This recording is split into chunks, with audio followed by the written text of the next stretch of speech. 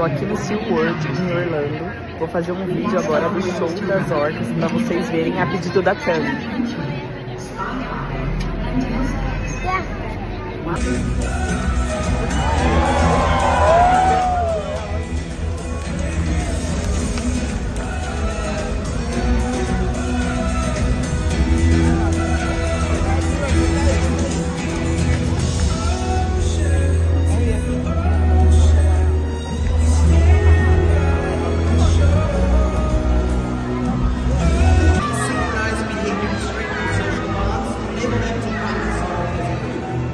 Together as a team makes them the ocean's top predator.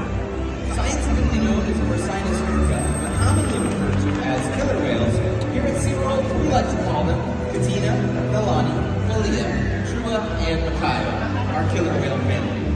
Makayo is our youngest whale at just 15 years of age, and our oldest whale is Makayo's mother, Katina, who this year celebrated her 49th birthday. Katina is also the matriarch, or leader of our flock. Animal training techniques create a language between us and the whales. It's a language of learning through positive reinforcement out of the water. Training this posture ensures accuracy, so you know where younger whales